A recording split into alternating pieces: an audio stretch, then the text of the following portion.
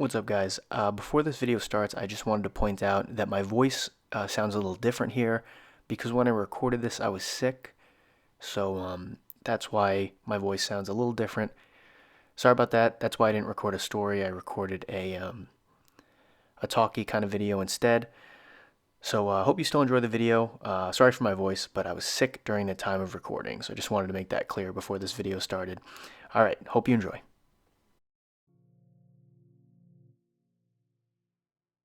So this is a video that I wanted to make that's sort of just dedicated to some quick tips to writing horror stories or scary stories or creepypastas, almost all of which I use when writing stories for my channel. Keep in mind, this isn't going to turn you into Stephen King or R.L. Stine or something, but it's just a couple of interesting methods to use if you find yourself stuck or maybe have writer's block or creator's block. Also keep in mind, these tips are focused on writing specifically for narration for the most part. I don't really distribute any of my writing outside of narrating it for my channel, so that's where I'm coming from. Some of these tips you probably wouldn't use if you're writing a novel or something you want to post to a literary forum. Also, maybe some of these techniques are already out there under different names. I'm not a professional writer or even a highly qualified one. I really just write stories to narrate for my channel that I think are interesting based on concepts I myself find scary or entertaining, which leads into tip number 1. And tip number 1 is write something you are into. Whether that's a topic you have knowledge about, something that scares you personally, or even something you have an interest in learning more about, make the subject somewhat connected to you. It'll make your writing more personal, and you're more likely to put a little bit more passion and detail into the story if it's something you relate to or are scared of. For example, if you're scared of the dark and you're writing about a character who's trapped in a dark room, you know best how to describe how that person's feeling in your story because you have that fear also. Use your experience to aid you.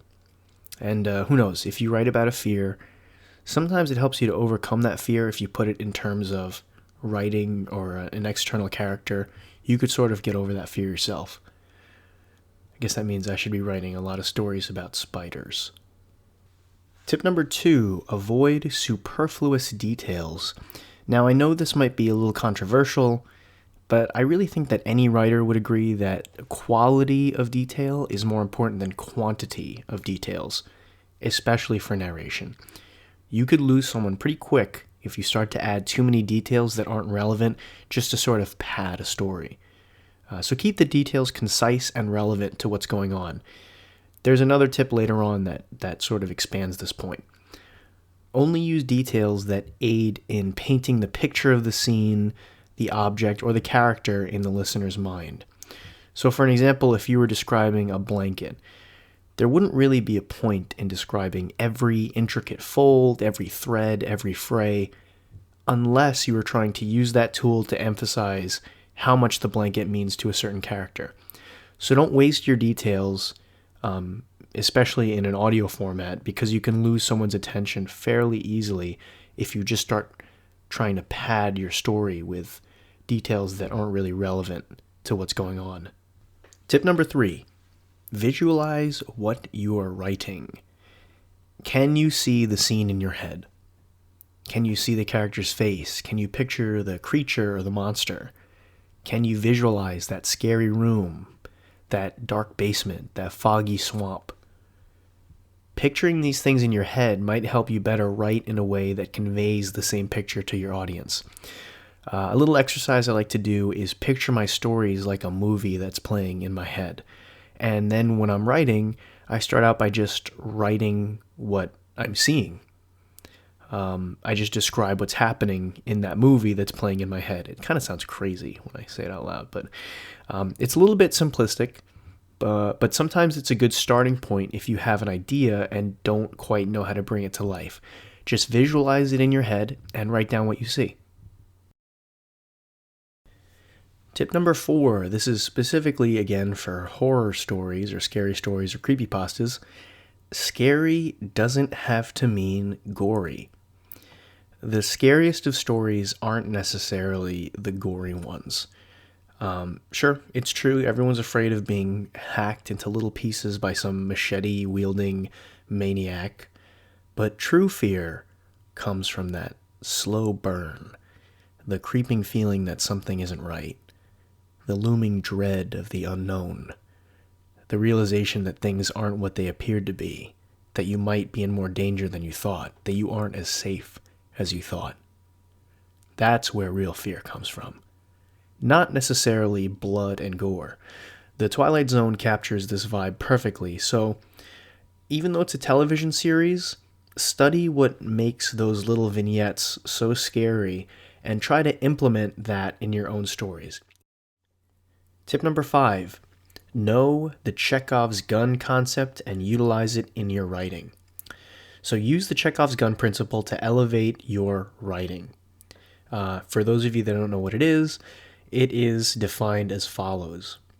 The Chekhov's gun principle is a dramatic principle that states that every element in a story must be necessary, and irrelevant elements should be removed. If you say in the first chapter that there is a rifle hanging on the wall, in the second or third chapter it absolutely must go off. If it's not going to be fired, it should not be hanging there. This is a good principle to keep in mind when writing any kind of stories. One thing I've personally found is you can increase the effectiveness of the Chekhov's gun principle by spacing the detail out so far that the listener or the reader almost forgets that it's there. And then you reveal the significance of that detail. Smaller details that become significant later on is a great way to elevate your writing and even catch your audience off guard or give them a little bit of a surprise. That is the basis of a lot of twists, is the Chekhov's gun principle used in a unique way. Something you thought was a small detail or didn't have much relevance that comes into play later on. But this kind of goes along with the previous tip of not using superfluous details or not wasting your details. You don't want the audience to get so muddled in details they don't know what's important and what's not. That's not really an effective story. It's just confusing. But if you give the audience important details for them to follow, you lead them down a certain path, and then you bring in that principle and sort of subvert their expectation and give them a little bit of a twist, it makes your story a lot more effective, especially with horror. So that's it. 5 simple tips to help you elevate your horror stories, or even just to start writing your stories in general. Let me know what you thought of these tips in the comments below, or if you have any other tips you want to share or contribute, leave them in the comments below. Be sure to subscribe if you haven't, and hit that like button. And also tell me what you think of these kind of videos that go into the writing of stories and the creation of certain stories. And maybe I'll do another one similar to this. Other than that, I will see you guys in the next video.